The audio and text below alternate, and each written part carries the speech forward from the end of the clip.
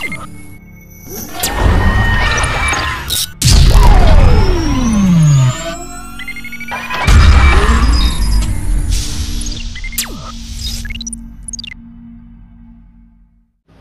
Ibu, Saudara sekalian, perhatikan baik-baik.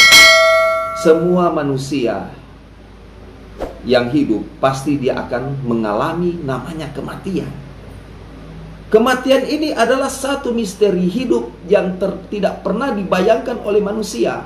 Dan kebanyakan manusia ketika berbicara kematian, kebanyakan orang takut. Aduh Tuhan, saya ini punya harta kekayaan, punya pekerjaan yang bagus, karir yang bagus, punya masa depan yang bagus. Tetapi bagaimana kan Tuhan pertumbuhan iman kepercayaan saya? Apa rohani saya ini bisa menjamin bahwa ketika saya punya segalanya, tetapi di akhir hidup apakah selamanya saya harus begini? Karena kebanyakan orang betul fokuskan diri kepada dunia, tetapi ketika dia mengalami sakit, mulai orang bertanya, apakah benar ada dunia orang mati?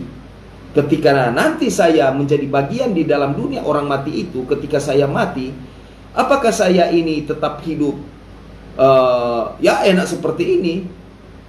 Kebanyakan orang kalau jauh di hadapan Tuhan, dia meragukan akan kehidupannya. Makanya kebanyakan orang ketika dia hidup di dunia ini, menikmati akan kehidupan, cuma tergantung kepada dunia, dia mengalami was-was dalam kehidupan dan mengalami ketakutan. Bapak, Ibu, Saudara sekalian, coba perhatikan kalau misalnya kita pergi ke ladang kuburan, apalagi kalau saya bilang sudah mendekati malam, coba kita duduk di situ dan kita renungkan bagaimana sunyinya daerah pekuburan itu. Kita berbicara masih di atas kubur ini, bukan di bawah kubur. Dan kita perhatikan baik-baik, ternyata manusia itu sudah tidak ada apa-apanya lagi. Kesempatan untuk berpikir, kesempatan untuk bertindak sudah tidak ada lagi. Karena sudah selesai. Tetelestai sudah selesai. Kita mulai renungkan, Tuhan, bagaimana saya yang hidup ini ketika saya mengalami kematian seperti orang-orang yang ada di tempat kubur ini, apa yang akan terjadi nantinya? Begitu sunyi, begitu hampa ketika musim hujan. Sedangkan kita saja hidup, ketika kita misalnya sementara berjalan tidak pakai payung, ketika kena hujan, diguyur hujan tubuh kita, kita merasa kedinginan. Begitu juga ketika ketika kita dalam ruangan yang sempit, kita merasa hampa, merasa sesak. Kalau kita berbicara barzakh, tempat dunia orang mati ini, semua manusia akan menuju ke gerbang dunia orang mati. Orang sudah tidak mengenal akan dirinya sendiri. Sudah tidak ada pengetahuan lagi. Sudah tidak ada, ya orang semua mau tegur, oh bro harus begini. Sudah tidak ada hikmat lagi. Sudah tidak ada istilah orang mau kasih sampaikan hal-hal yang baik. Jadi kita cuma fokuskan diri kita. Ya, mulut akan dikunci, dan semua badan kita ini akan jadi saksi. Pikiran kita itu cuma tertuju pada, ya, kalau perbuatan kita. Makanya berbicara barzakh ini, dunia orang mati ini, itu cuma tempat persinggahan sementara sebelum kedatangan Tuhan Yesus yang kedua kalinya. Kalau berbicara barzakh dunia orang mati, coba kita lihat di Pengkhotbah 12 ayat 7, dikatakan, dan debu kembali menjadi tanah seperti semula, dan roh huruf kecil berarti roh manusia kembali kepada Allah yang mengaruniakannya.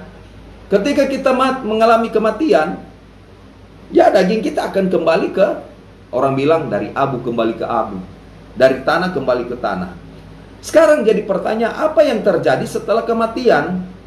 Yohanes 3 ayat 18 menjelaskan, barang siapa percaya kepadanya, kepada Yesus Kristus, ia tidak akan dihukum.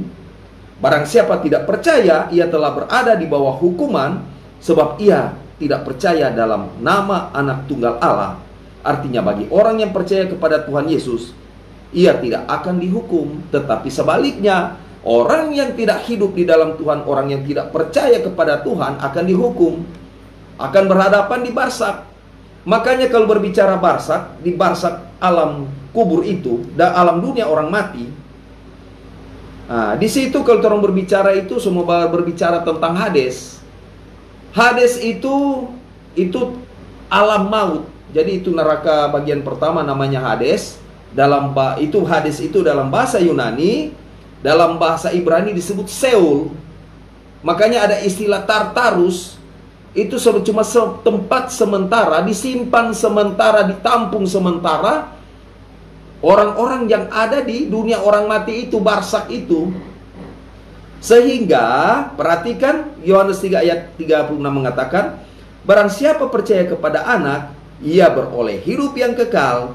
Tetapi barang siapa tidak taat pada anak, ia akan melihat hidup, melainkan murka Allah tetap ada di atasnya.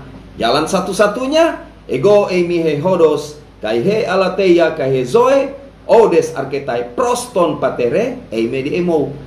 Yesuslah jalan kebenaran dan hidup. Tidak ada seorang yang pun yang bisa sampai kepada Bapa tanpa melalui aku. Karena keselamatan ada dalam Yesus Kristus, kebahagiaan ada dalam Yesus Kristus, sukacita ada di dalam Yesus Kristus. Kita bisa bergerak dan hidup dari Dia, oleh Dia, dan untuk Dia.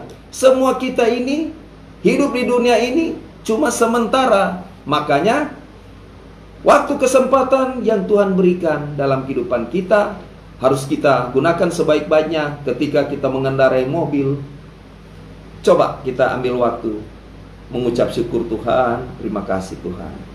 Hari ini saya bisa bernafas hidup.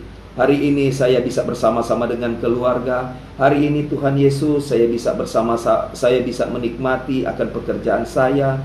Hari ini saya bisa menikmati rezeki saya. Terima kasih Tuhan Yesus. Hari ini Tuhan masih memberikan kesempatan. Ketika saya masih hidup, saya akan gunakan waktu sebaik-baiknya di dalam melayani Tuhan. Melayani Tuhan bukan nanti dia mau menyampaikan firman di atas mimbar. Melayani Tuhan, kita memberi diri juga itu sudah melayani Tuhan.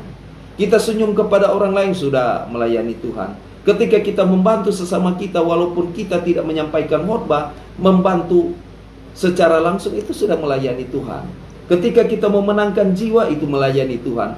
Ketika kita mendidik anak, menasehati istri kita, memberikan bejangan hikmat yang baik sehingga mereka terbangun rohani, itu sudah melayani Tuhan. Karena bagian melayani Tuhan adalah sesuatu untuk Dia, tetapi kita melakukan itu untuk kita. Kenapa? Kalau kita melakukan kebaikan, hasilnya apapun yang kita kerjakan lakukan untuk kita. Keselamatan itu dari Tuhan Yesus. Bapak Ibu Saudara sekalian, jadi hiduplah yang benar. Cuma kita di sini harus berawas-awas, berhati-hati. Karena apa? Ketika orang sudah mengenal firman, ini ayat banyak orang bicara. Iman timbul dari pendengaran, dan pendengaran akan firman Kristus. Ketika belajar firman, ketika kita baca-baca Alkitab.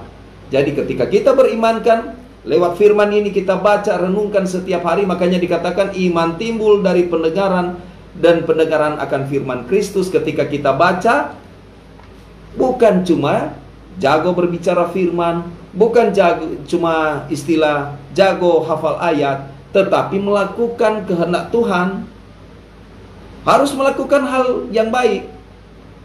Tetapi ingat Bapak Ibu Saudara sekalian, orang yang sudah mengenal Tuhan, hati-hati kalau dia tidak melakukan hal yang benar.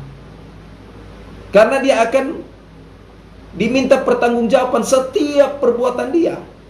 Kayak Yakobus 3 ayat 1 dikatakan, jangan cepat-cepat jadi guru. Kalau kau cepat-cepat jadi guru, kau akan berhadapan dengan pengadilan Kristus Yesus. Dan orang-orang yang sudah mengenal firman dan dia tidak melakukan, hukumannya berat.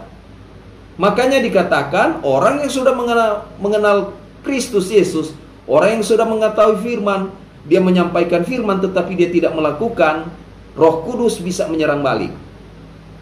Karena di dalam Yesaya 63 ayat 10 dikatakan, tetapi mereka memberontak dan mendukakan Roh Kudusnya. Mendukakan tahapnya begini. Sudah kenal firman, tapi coba-coba hal-hal yang tidak baik hal-hal yang tidak baik itu kita lakukan. Ketika kita sudah tahu, oh ini tidak benar, kita coba-coba. Makanya dikatakan tadi, mereka memberontak dan mendukakan Roh Kudusnya, lalu ia berubah menjadi musuh mereka, dan ia sendiri berperang melawan mereka. Itu hati-hati, oh Tuhan. Kenapa kan Tuhan? Mulai saya punya kehidupan ini, mulai suruh melayani Tuhan sudah tidak seperti dulu lagi. Mengapa Tuhan? Rezeki saya mulai jauh, kita mulai mengalami sakit-sakitan. Inilah terjadi kepada Raja Yehuda Yehezkiel. Karena satu saat orang yang sudah mengenal Tuhan, dia akan mengalami semacam itu. Apa yang harus kita lakukan? Keluarlah kembali ke jalan Tuhan. Coba kita lihat berbicara tadi, Yohanes 3 ayat 36, dikatakan barang siapa percaya kepada anak, ia beroleh hidup yang kekal. Tetapi barang siapa tidak taat kepada anak, ia tidak akan melihat hidup, melainkan murka Allah tetap ada di atasnya. Yohanes 3 ayat 36. Murka Allah akan terjadi bagi orang yang tidak taat setia kepada Tuhan, apalagi tidak percaya kepada Tuhan, lebih jauh. Nah sekarang, tahukah Bapak Ibu Saudara sekalian, orang bertanya, pendeta sekarang berbicara barsak, dunia orang mati. Sebenarnya tempat barsak itu di mana? Nah, lokasi barsak itu dia berada di bumi paling bawah ini. Jadi ini bumi yang kita hari-hari kita injak, hari-hari kita berdiam. Nah, di bawahnya ini ada namanya barsak, dunia orang mati. Coba kita lihat, saya pakai dalil. Bilangan 16 ayat 33 dikatakan, demikianlah mereka dengan semua orang yang ada pada mereka turun hidup-hidup ke dunia orang mati, dan bumi menutupi mereka sehingga mereka binasa dari tengah-tengah jemaat itu. Ternyata posisi barsak dunia orang mati berada di bawah bumi ini, bumi paling bawah. Coba saya kasih lagi satu ayat. Efesus 4 ayat 9 dikatakan, bukankah ia telah naik, berarti bahwa ia juga telah turun ke bagian bumi yang paling bawah. Nah, itu dunia orang mati barsak itu posisinya ada di bawah bumi. Ada satu hamba Tuhan, ketika dia pernah juga mengalami penglihatan, bayangkan itu, dia lihat di bawah bumi itu banyak ratus, beribu-ribu, berlaksa-laksa, tidak bisa terhitung dengan jumlah jari, dengan ukuran pikiran, dengan kita punya kepintaran matematika. Aduh, banyak orang itu untuk mencapai di apa? Mereka akan berusaha untuk mencapai dunia paling atas, itu bumi. Jadi di bawah bumi itu tuh banyak orang-orang mati yang berusaha untuk mencapai ke atas. Dan bahkan ada para ahli itu, mereka merekam di bawah ada suara-suara teriakan orang-orang yang berteriak histeri, ketakutan, ada yang disiksa. Itu ada posisinya di barsak itu, dunia orang mati yang ada di Hades itu. Bagi orang yang tidak benar, mereka akan mengalami siksa siang dan malam, karena dia berhadapan dengan alam maut, sambil menunggu kedatangan Yesus Kristus. Bagaimana dengan orang yang benar? Mereka menunggu sampai kedatangan Tuhan Yesus. Tetapi paling sayang, orang yang tidak mengenal Yesus Kristus, orang yang sudah mengenal Yesus Kristus tetapi tidak melakukan kehendak Tuhan, tempatnya di situ, disiksa siang malam. Ada orang menyambung ayam di situ. Sampai pernah saya khotbah, hati-hati orang menyambung ayam, bisa-bisa di sana jangan sampai ayam yang kasih nyambung orang. Jadi hati-hati. Kita harus belajar hidup benar. Selama kita masih hidup di dunia, mulai kita membenahi diri kita. Ketika kita tidak beres dengan sesama kita, mulai kita Mulai datang kepada dia, "Brur, minta maaf. Saya sudah melakukan hal yang tidak benar." Jangan gengsi Bapak Ibu Saudara sekalian. Mengapa gengsi?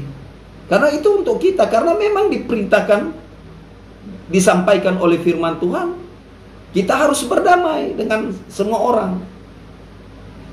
Kita harus hidup benar.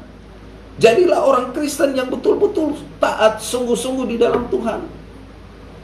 Jangan kita menyampaikan firman, Allah itu kasih, terus bagaimana dengan kita? Iya pendeta, Alkitab bilang seperti itu, kasihlah sesamamu manusia seperti dirimu sendiri. Aduh, tetapi pendeta, kita nak tahan dengan, saya punya tetangga di sebelah, kurang ajar pendeta. Rasa-rasa pendeta, saya punya pelungku ini, saya mau kasih darat di mukanya. Saya tidak tahan. Apakah itu kekristenanmu? Kekristenan bukan diukur bahwa kau pakai salib ini, oh saya seorang Kristen. Ih, luar biasa. Itu pendeta sana, luar biasa. Itu bapak sana pakai kalung salib. Aduh, itu ibu sana setiap pergi ke gereja dia pakai kalung salib emas. Bukan seperti itu Bapak Ibu Saudara sekalian. Kekristenan bukan karena aksesoris yang kita pakai ini. Bukan juga aksesoris kita pakai Alkitab, pergi ke gereja, bawa Alkitab. Wih, sana orang Kristen. Bukan seperti itu. Tetapi kekristenan yang benar adalah kekristenan selain dia belajar firman, dia harus merubah hidupnya. Jadi teladan, jadi contoh hidup yang benar. Jadilah hamba Tuhan yang baik.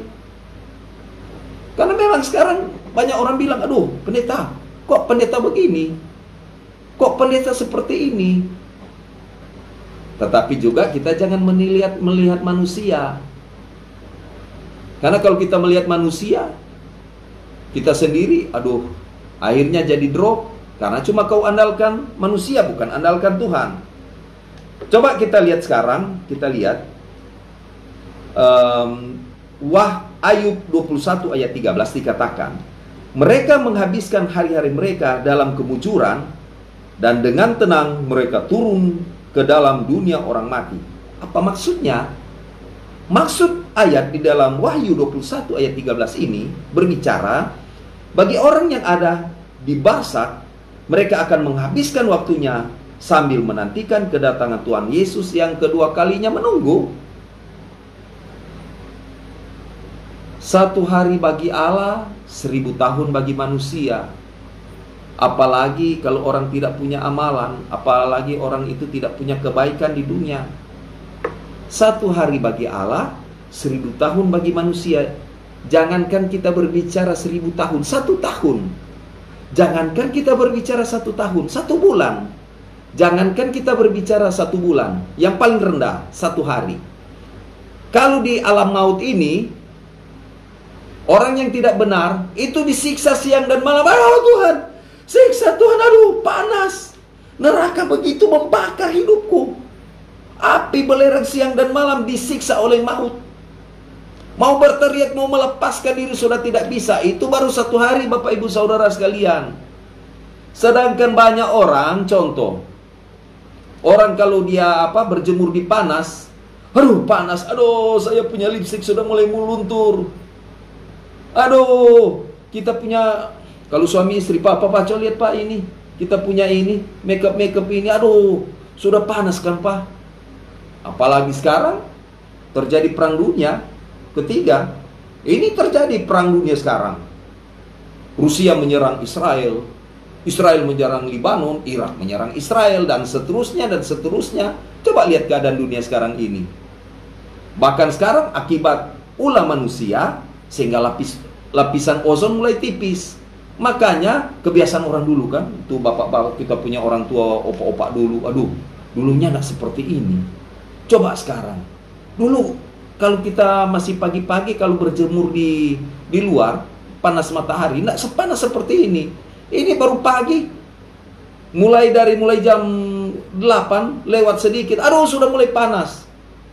Karena memang yang merusak dunia ini adalah manusia itu sendiri. Betul lah. Tuhan bilang, oh silakan kau olah waktu di Taman Eden. Ketika manusia merusak, akhirnya apa? Ya, manusia yang mengalami. Jadi hati-hati Bapak Ibu Saudara sekalian. Berarti mari kita banyak belajar firman Tuhan. Apa yang telah disampaikan oleh firman Tuhan itu sudah terbukti. Matius 24, terjadi perang di mana-mana, bangsa melawan bangsa, kerajaan melawan kerajaan. Jadi ketika kita sudah melihat seperti itu, sebelum kita mengalami kematian atau sebelum kita menutup mata, berarti kita harus mempersiapkan diri kita sebaik-baiknya. Sehingga ketika kita ada di dunia orang mati, ya kita tidak akan mengalami penderitaan. Yesaya 38 ayat 18 dikatakan, sebab dunia orang mati tidak dapat mengucap syukur. Mau mengucap syukur bagaimana kalau di dunia orang mati sudah tidak ada haleluya, puji Tuhan, Tuhan itu baik, sudah tidak ada lagi. Makanya dikatakan sebab dunia orang mati tidak dapat mengucap syukur kepadamu, dan maut tidak dapat memuji-muji engkau. Wih, kau luar biasa, mana malah maut seperti itu. Sudah tidak ada lagi. Orang-orang yang turun ke liang kubur tidak menanti-nanti akan kesetiaanmu. Maksudnya, di dunia orang mati, di barsak ini, tidak ada orang yang dapat menaikkan ucapan syukur kepada Tuhan. Semua manusia akan turun ke liang kubur, disimpan sementara di Hades itu. Disimpan sementara di Tartarus itu. Jadi mulai saat ini, sebelum kita melangkah ke sana, kita mesti lebih mendekatkan diri pada Tuhan. Bapak Ibu Saudara sekalian, pernah waktu saya antar motor, tiba-tiba saya lihat di depan saya, ini motor ini sang bapak yang antar motor, di belakangnya adalah istrinya. Dia tidak lihat ternyata di belakangnya itu ada kendaraan besar tronton melaju dengan cepat. Jadi dia cuma lihat di samping kiri, dia tidak lihat di samping kanannya. Tiba-tiba tronton itu menyambar motornya. Istrinya itu terlempar, tetapi untungnya istrinya itu cuma terlempar, kebetulan ada tanaman-tanaman ringan, ada ubi bete di situ, dia jatuh di situ. Ada lokasi pisang-pisang. Sang bapak itu masuk di kolong daripada kontainer itu. Saya terkejut sampai saya memberhentikan motor saya dan kita tarik itu bapak. Bayangkan itu ketika kita angkat begini, itu darah banyak sampai otak itu keluar. Sang bapak itu sudah tidak sadarkan diri sampai dia menutup mata. Ngeri Bapak Ibu Saudara sekalian. Ternyata kematian ini kita tidak bisa memprediksi kapan waktunya kita akan mengalami kematian. Pendeta, umur saya kan masih 18 tahun, jauh. Pendeta, kita kan jaga kesehatan, setiap hari olahraga, fitness, setiap hari saya olahraga lari pagi, setiap hari saya makan makanan yang sehat. Tetapi ketika waktunya Tuhan, maut tidak bisa kau baca. Walaupun kau pintar, ada orang, saya ini punya ilmu kuat, ada ilmu kebal, dan saya tahu, orang ini bisa mencelakai saya, dia tahu. Saya punya bisa baca, kematian saya. Siapa bilang, Bapak Ibu Saudara sekalian, silakan bicara. Tetapi kau tidak tahu kapan waktunya kematianmu. Sehingga ada konten gunanya orang pergi ke tempat ketika ada orang meninggal, kita lihat ada orang meninggal, coba kita perhatikan. Orang itu meninggal dengan tubuh yang kaku, berarti kita juga merenungkan, aduh Tuhan, bagaimana kan Tuhan, kalau kita seperti orang yang sudah meninggal ini, apalagi Tuhan? Apa kita bisa berpikir? Apakah kita bisa mendengar orang memuji-memuji Tuhan? Apakah kita bisa mendengar keluarga kita menangisi kita? Sudah tidak lagi. Berarti ada waktu dan saatnya kita akan menuju ke sana. Bapak Ibu Saudara sekalian, saya pakai adalah dalil Yohanes 5 ayat 28 sampai 29 dikatakan, janganlah kamu heran akan hal itu, Sebab saatnya akan tiba bahwa semua orang yang di dalam kuburan akan mendengar suaranya, mendengar suara Yesus, dan mereka yang telah berbuat baik akan keluar dan bangkit untuk hidup yang kekal. Tetapi mereka yang telah berbuat jahat akan bangkit untuk dihukum. Artinya, orang yang hidup di dalam Tuhan Yesus, yang telah berbuat baik, ketika mendengar suaranya di dalam kuburan, mereka akan bangkit untuk hidup dan kekal. Tetapi mereka yang berbuat kejahatan akan bangkit untuk dihukum. Berarti akan berhadapan dengan pengadilan Kristus Yesus. Ketika kita sudah berjalan mulai satu-satu, Pendeta Ronald, oh ada ikut Skylight, sudah masuk kau di surga. Ibu Susi, aduh setiap hari melayani, rajin di Skylight, rajin, ada juga dia mengelola dalam kepenatuannya, masuk di surga. Dan setiap orang yang tidak ditemukan namanya, sekarang kembali, dan setiap orang yang ditemukan namanya ditulis dalam kitab kehidupan itu akan dimasukkan ke dalam surga. Tetapi bagaimana orang yang tidak tercatat dalam kitab kehidupan? Wahyu 20 ayat 15. Dan setiap orang yang tidak ditemukan namanya ditulis dalam kitab kehidupan itu akan dilemparkan ke dalam lautan api, itu namanya Gehenna.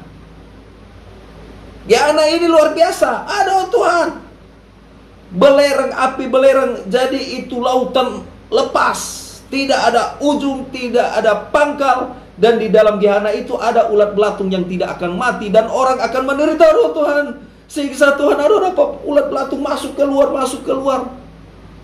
Sudah siksa lagi di api belerang di lautan api itu, dan dia akan berhadapan juga dengan ulat belatung yang tidak akan mati. Oh Tuhan, kalau kita tahu begini Tuhan, ya sudah tidak ada waktunya.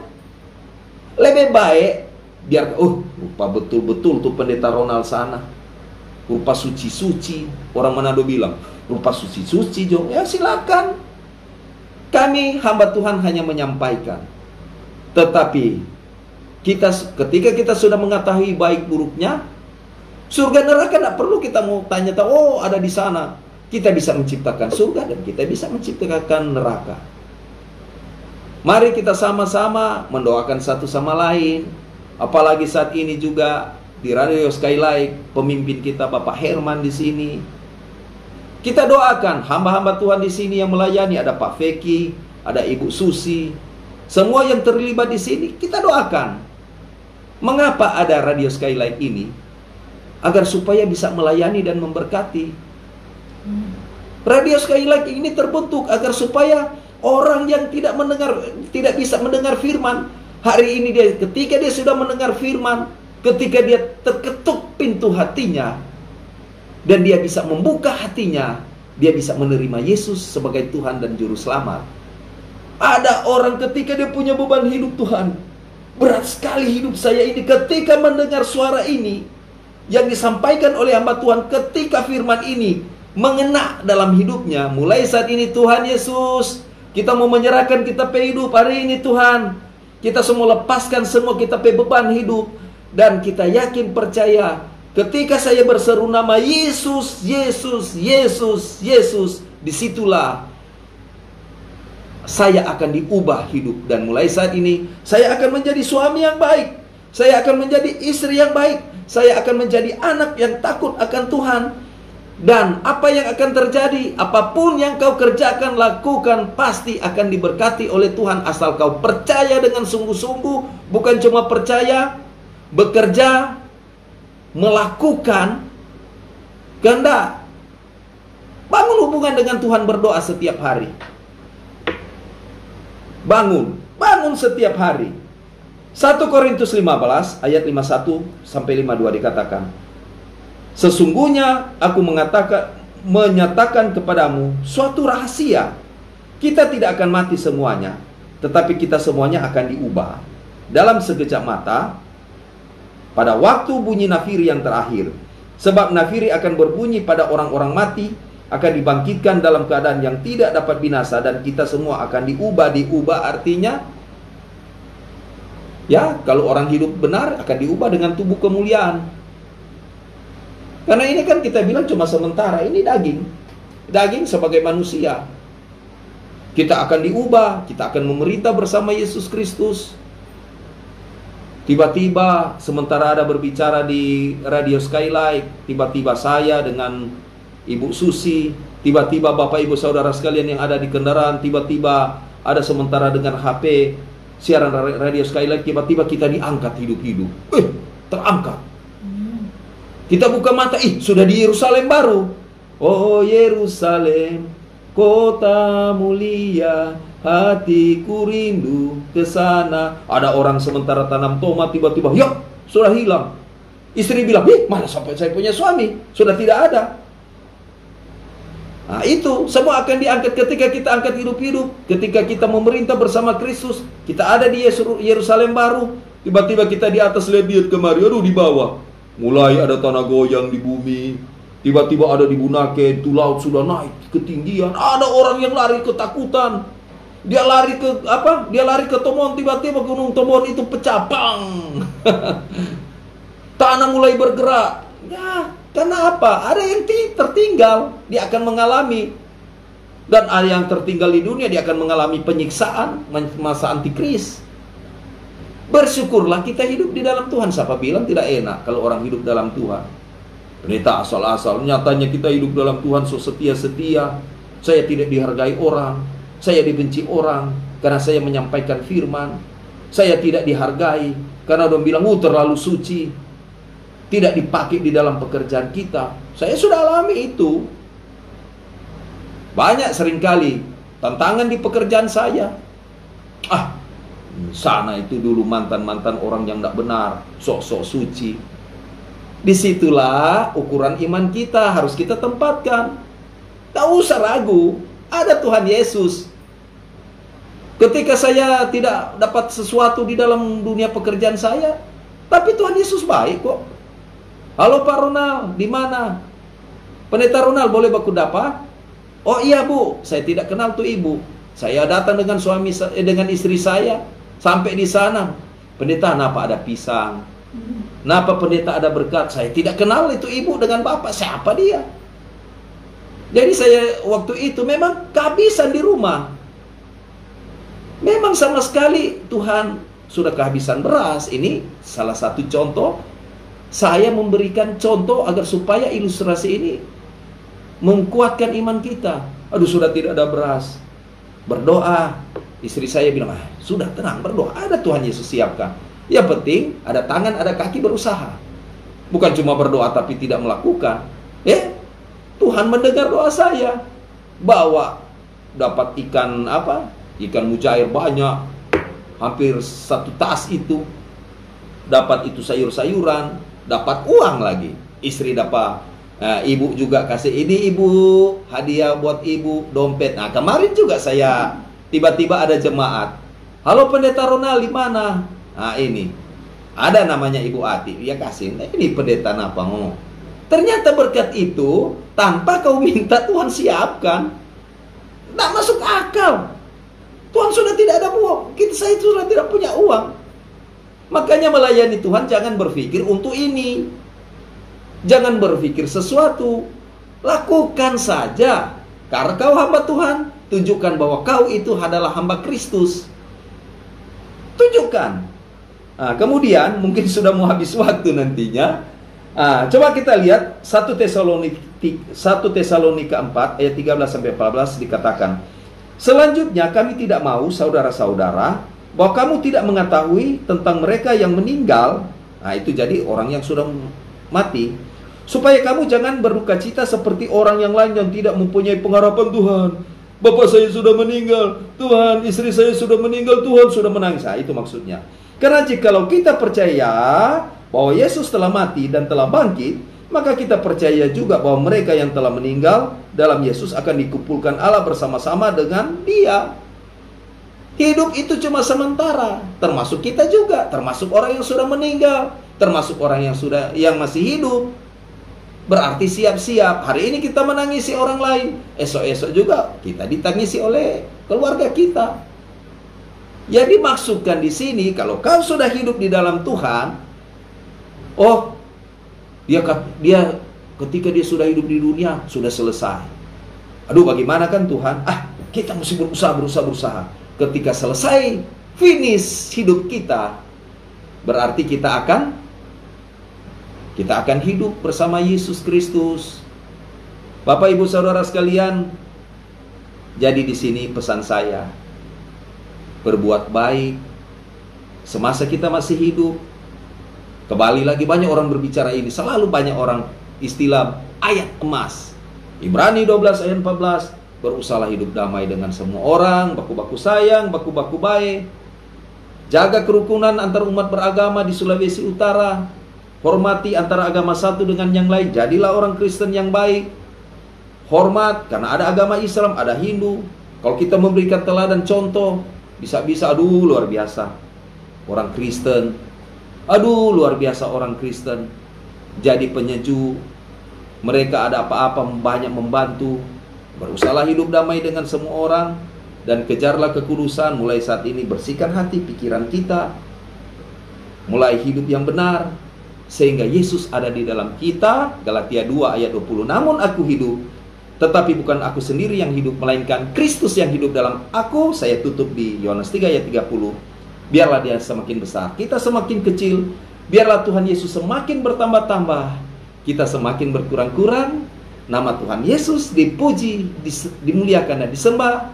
Shalom Aleichem Bisem Hamasia, Kristus Anesti, Alitos Anesti. Amin.